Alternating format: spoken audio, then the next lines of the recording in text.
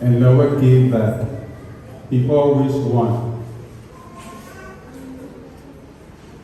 That prayer should have been loud. Is someone who is always a receiver and never a giver.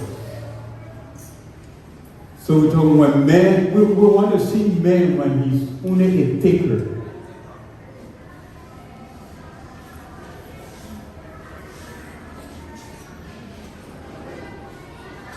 In Genesis 2:18 it says, and the Lord God said, it is not good that the man should be alone. I will make him an helpmeet for him. At this time, God had created man, placed him in a beautiful and a prosperous Garden of Eden, the most beautiful place you could ever imagine, peaceful, calm. He put him in charge of everything. He given him authority and dominion. And God has said to him, have authority over everything. And he's given him the power to name all the animals. And every name Adam gave them, so it was. God respected his IQ, his intelligence, his creativity, and his imagination.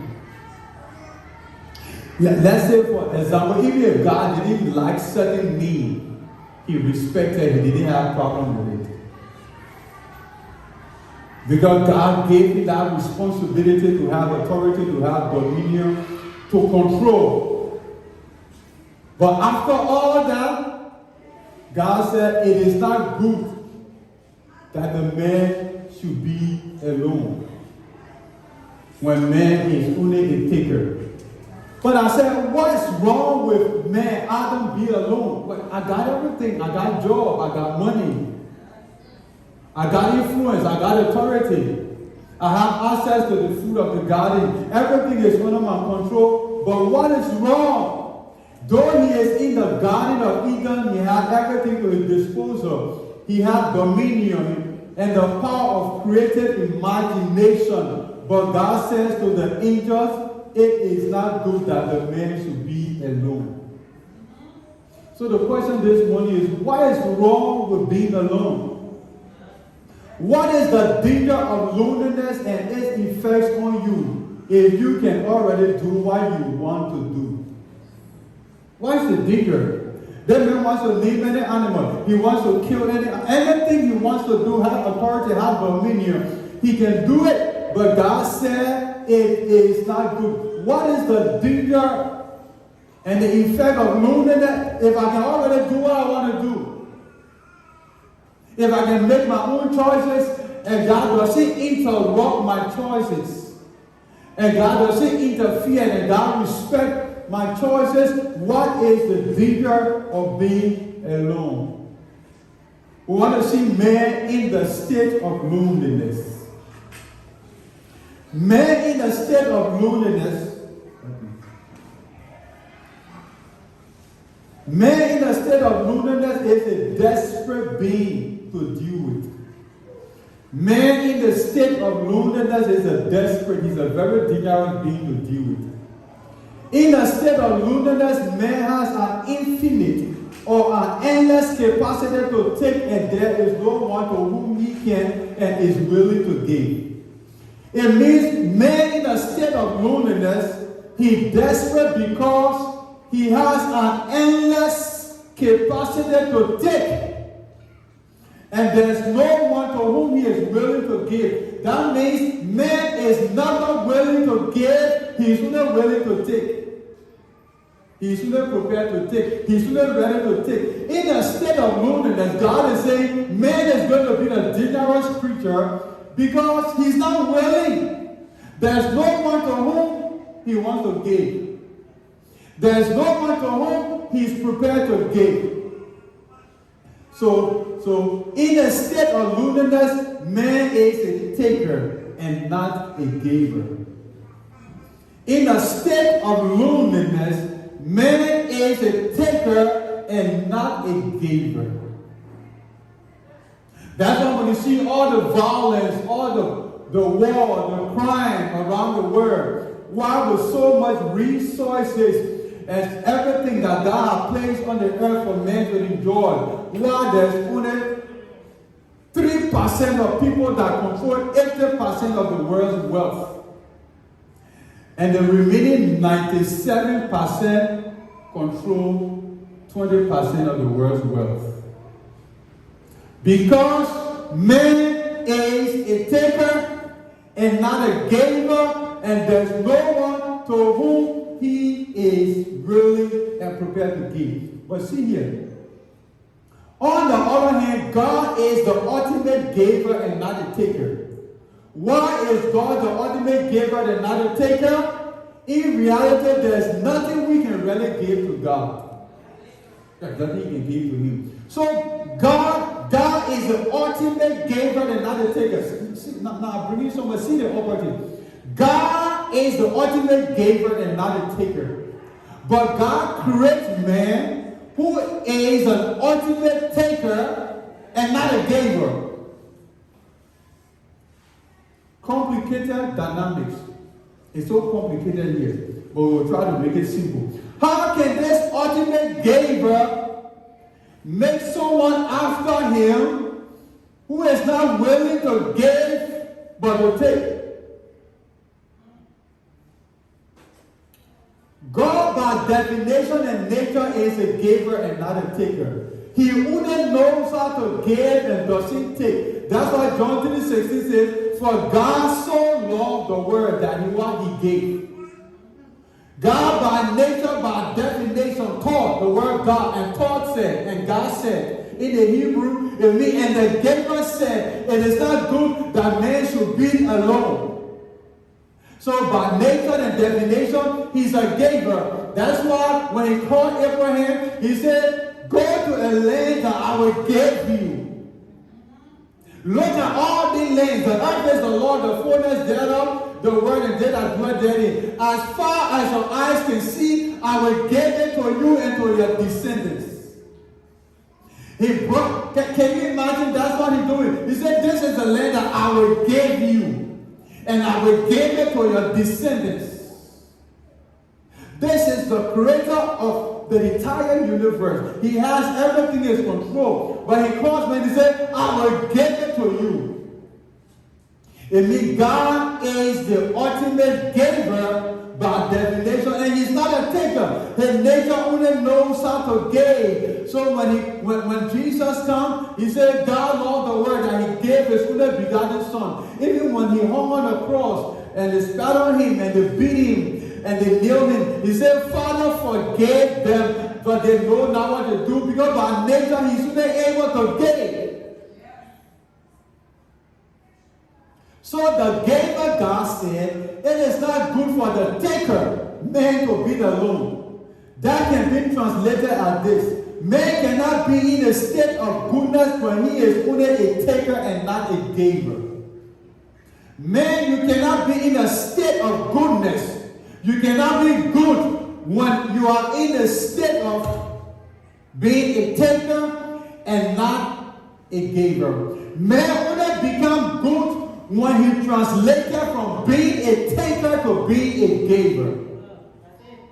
So man is never good by definition when he's only a taker. That's why we have all the violence, all the crime, all the wars around the world. Because man is not good when he's only a taker. So God said it is not good that the man should be alone. Because in a state of loneliness, he wants everything for himself. That's why our nation is the way it is today. That's why Jesus will say to the people, "Why call me good? There's no good." Because man by himself is not good. He only wants to be a taker.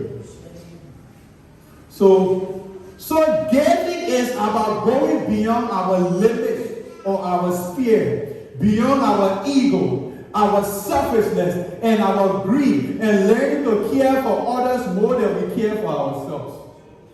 Hello? I will say that again. So when you talk about giving, it is actually a discipline. Having understood what man is. Giving is about going beyond your limits or your spheres, beyond your ego, your selfishness, or your greed, and learning to care for others more than we care for yourself. Taking is the very opposite of giving. So taking is the very opposite of giving. So if giving is about going beyond your limits, or your sphere, beyond your ego, your selfishness, your self-centeredness, and your greed, and learning to care for others, if taking is the opposite, if taking is only about I, me, myself. I wake up, I only think about me. What is there for me? That's how the world operates. That's what the world is. That's what politicians do. They come to you, they want your vote, it's only because of themselves. They'll give you one bag of rice for our country, it's only because of what they can get. They flash t-shirts around and give you dollars, it's only for themselves. Because man by himself cannot be in a state of goodness because he only knows how to how to take and not to give. He doesn't see beyond his own selfishness, his own greed, his own ego, his own self-centeredness, his own limitation.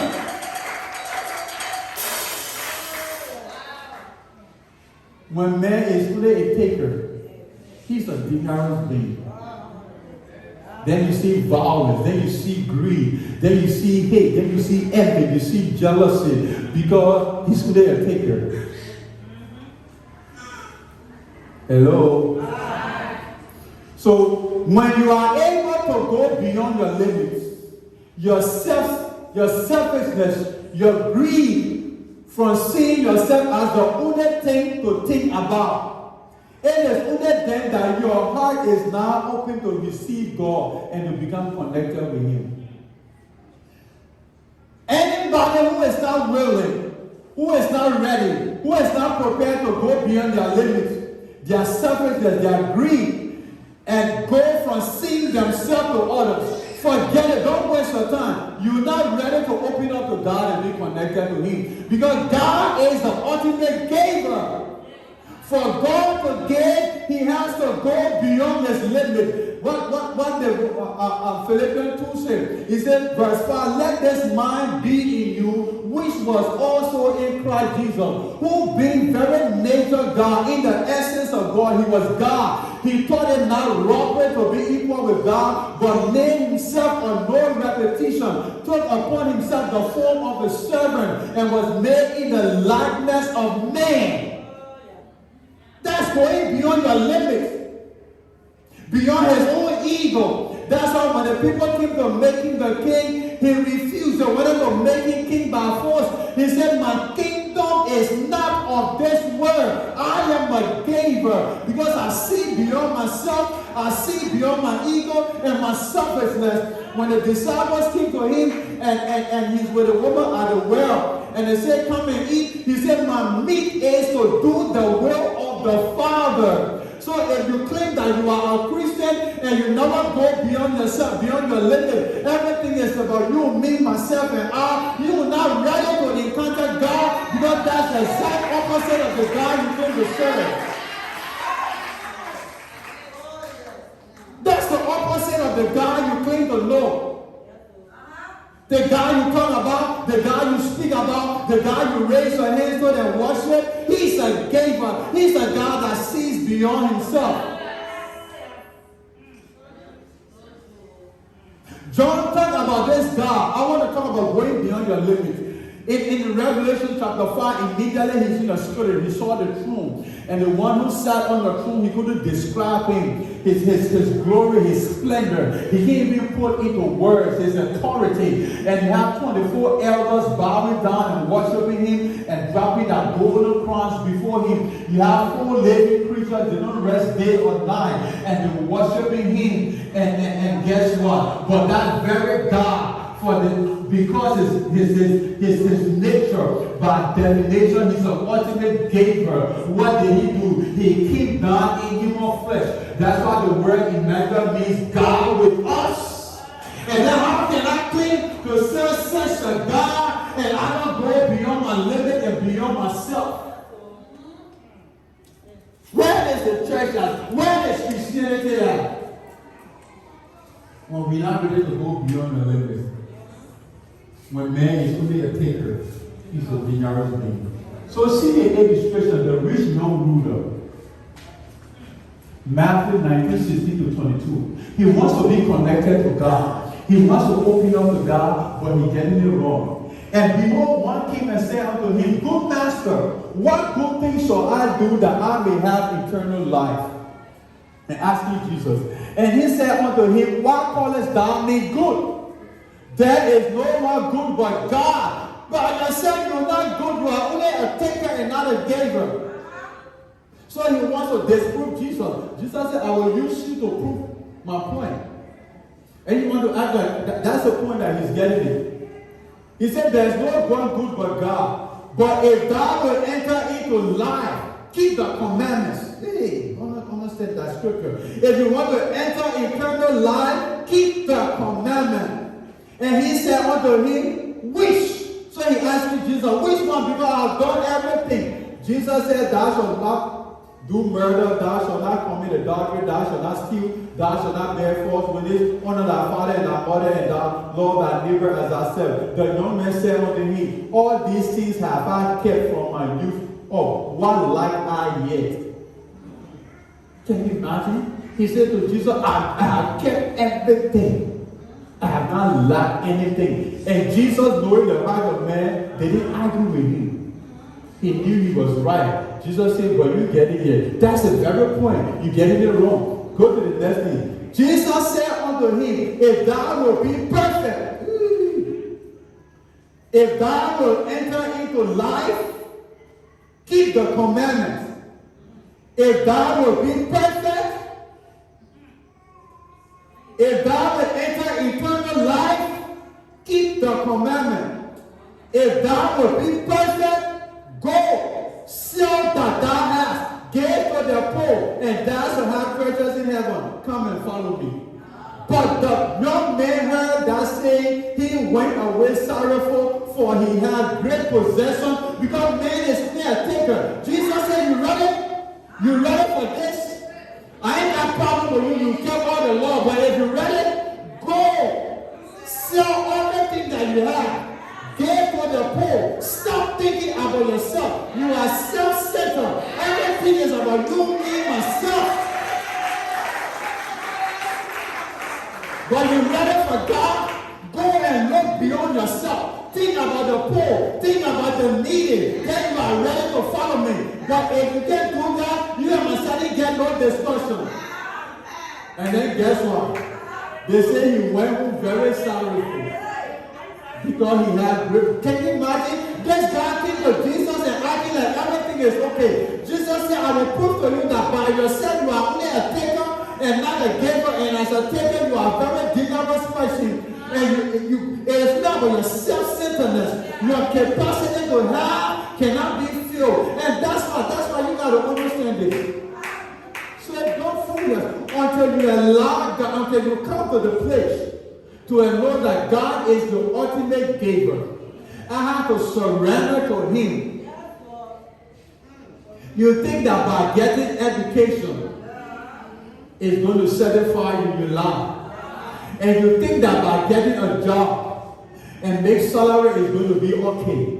Then the next thing you think that by getting a house and getting a car is going to be okay. Or by getting a family and settle down is going to be okay. Or by getting a scholarship to travel is not going to be okay because man always wants. Let's bring it down. That's why the man comes and wants a position. You all vote for me. I will do this, I will do that, I will do that. I'm talking about man by nature. That's why it has to be the church to stand for this nation, beloved. The solution is not in the politicians because they can't even help themselves. They don't even know what is wrong for themselves. And you vote and you get a better position. They think the country doesn't do for you, they do it for him. They give him trash can, they give him gas, they buy him car, medical bill, allowances. Before he read newspaper, they pay for it. Before he switch TV on, they pay for it. Before he visit you who voted for him, they pay for it. Everything. He go for legislative function, they pay him for it. Special session, they pay him for it. Before he take break, what kind of break? Legislative break of people say agriculture break. There's no agriculture break. They're not doing no farm, no even backyard gardening. They pay him for everything. Then they say this money is for your district, for development. He follow it. Man, by definition, he's a taker. He will take everything. Get that man the money full of this house. And not enough. He wants to take the money for the whole world. That's what all the strife and the violence for. That's what God is. And this is the point. When God said it's not good that the man should be alone, that's why the relationship of the husband and wife reflect our relationship with Christ. In Ephesians, when he speaks about husband, love, and wife, he said, this is a great mystery I speak concerning Christ and the church. That's not man by himself without God is empty, is formless, is shapeless, is hopeless, and helpless to help himself. That's why the word, it's not debatable. It's not politically, it doesn't have to be politically correct. You like it, make your nation a secular state. I don't even have problem like Brazil is already a secular state. A lot of people don't even have no Christian holiday. I don't even care. I don't need people to legislate my faith. Don't do anything. Make it a secular. I don't want no Christian state by law. I don't even subscribe to it. But my point is, leave man by himself in a state of loneliness. He is in chaos. There will be nowhere for him to live and survive because by himself he is miserable and doesn't see beyond himself. He is lawless. Everything is about what I want. So Jesus proved to this man. He said, hey, you've done everything. But this is what I want you to do. I want you to see beyond yourself small. I want you to come out of your self-centeredness.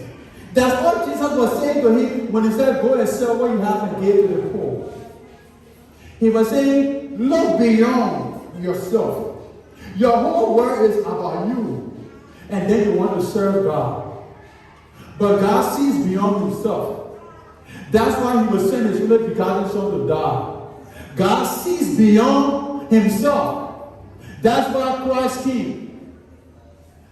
Amen. So giving is caring beyond your self-importance and bringing your self-importance and your arrogance under control in regards to the needs of others. Hello? So giving, I'm not just talking about when I'm talking about yourself, your everything that you are.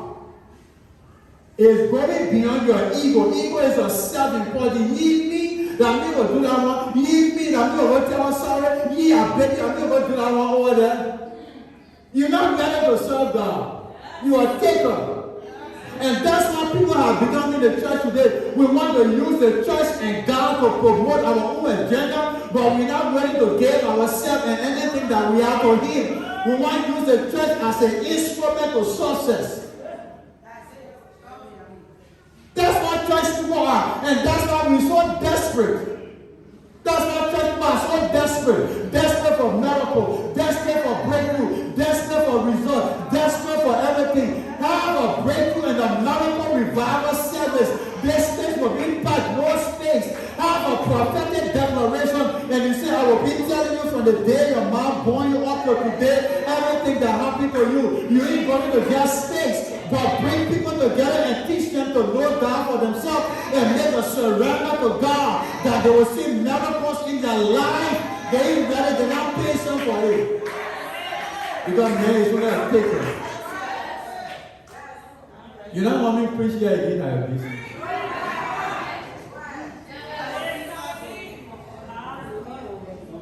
Jesus said, look beyond yourself small.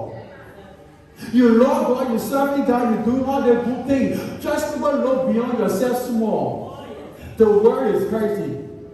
People are hurting. People are in the ghettos, they are hurting. People's sons and daughters, young girls, young men are in the ghettos. People's children, they are in the street. Look beyond yourself. All we do is condemn them. They're not stupid one, they're not going to be serious. And advise they go put their hand. They're not going to jump prostitute loud. Look beyond yourself. no privilege. Not that you're better, you are the same human being. You're the same blood flow from the veins, and they come from Adam. If Adam was a taker, you are a taker, I am a taker. And by myself, by yourself, you are nothing better than they are. And that's why Jesus proved to that young man. He wants to prove that I am better, I have kept everything. Jesus said, okay, let's put it small. Look beyond yourself small. The man that gave you parable. Now see that thing. He not force you. He not tell your money. He not even know how much you get. God gave you one parable. He felt bad. He said he felt sorrowful because he had great possession. So what he worried about now? So he did myself, God, I come and get everything. And me, I come and lose. Beloved, if you are not ready to lose, not ready to serve God. Find something. If you're not ready to lose your identity, to lose your pride, to lose what you stand for. Remember, this is what I believe. I don't believe all that church thing. I don't believe all that thing. You're not ready to serve God. This is what the Apostle Paul said. He said, all that were considered gain for me are not condemned but lost, that I may win the excellence of the knowledge of Christ Jesus. Everything I consider gain. He said, concerning the law, I excel above all my colleagues. I am the pure-blooded Hebrew, 7 times the 8 days of the stock of the tribe of Benjamin. You talk about Hebrew, I'm a pure-blooded Hebrew. I was educated at the feet of Gamaliel. Gamaliel was one of the most influential Pharisees ever. In fact, his generation, his family line was the best when it came to education. He said, I excel above all my colleagues in the midst of everything, but in order to win Christ Jesus, I can't then lose. I lose. He said, God, I lose. So that I might win you, I lose. Because you can't have your cake and eat it at the same time. We want God, but we still want to have it. We still want, because you see, He's the ultimate giver. What He has to give, you got no space to still be a taker and have it. So when you're giving, it's carrying beyond your limit. We said that. That's a sign of the person whose heart is open to receiving God. The sign of the person whose heart is open to receiving God, he goes beyond his self-importance, beyond your arrogance, and bring it under control in regards to the needs of others. That's the reality that Jesus was getting this rich young ruler to see. And it was too hard and painful for him. Jesus said, you come here with your arrogance. That's what we do. We come to church, we think we got it all together. We think we know so much, we know better. Those church people, what they think, I guess going there, you can't get nothing from God. Naaman did it. He comes to the prophet. This is somebody with leprosy. He's sick. We're all, you see, your significance and importance in life doesn't come from your establishment and your sources. Naaman was the captain of the Syrian army. He had won so many battles. He was a mighty man of valor, but the Bible says he was leprous. All of that good profile, but it means you start with zero. Every time English men use that consumption, look, you look too good, you look so wonderful, but that consider is zero. Mighty man of valor, he was a Christian of the Syrian army. He had won many battles, but he was leprous. He was sick. Then he comes to the prophet. The man of God said, go and wash in the Jordan River. He said, you see, that the people around like, you see, they got so many beautiful rivers clean in my place. Why? I didn't take by inside. He said, I'm going to take by that desert water 7 times. And I like his servant for why. His servant said, if a man of God had told you some hard things, you would do it. But he gave you simple things. That's why you see, the things of God, things can be true in the word, can be facts. But when it comes to God, they are irrelevant, they don't make sense. That's why his foolishness is wiser than the wisdom of men. And that's what happened to church people. That's why somehow we miss on the blessings of God. We come to the church, we already come with a mindset. This is how God's supposed to handle my situation. This is how He's supposed to do it. And the pastor doesn't pray for me the way or talk to me the way, and things doesn't work. God doesn't work like that. Because if He can fit into your narrow mindset, your position of undertaking, then He's not God anymore. If you can predate God, then he's not God. If you know that this is how he's supposed to do it, then he ceases to be God. So that's why he's getting the rich man to understand that it's not about you, it's about going beyond your limit. But sometimes it's a truth, in fact, so difficult for us to accept. When you come to God, beloved, you got to be willing to lose. If you can't lose, you're not ready to gain. This is where it gets interesting. I see this.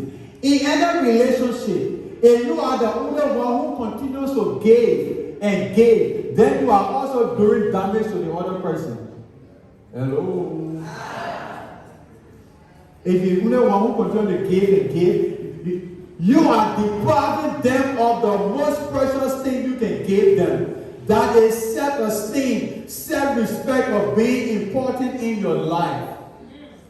It means you're depriving them of the most precious things you can give them. The most precious thing you can give them by the end of relationship is the aspect of self-respect and self-importance. So it means in the relationship, if I'm the only giver, I'm telling you also, you're not important in my life. I don't really need anything from you. And sometimes we rather take that to be cool, right? You're in a relationship with a husband or wife, boyfriend or girlfriend, or just friends. You know one another. You always take it from your friend. You always take it, oh, God, thank you, God, thank you. Oh, my boo, thank you. And they never take anything from you. They're telling you, you're really irrelevant in my life. You're not really important.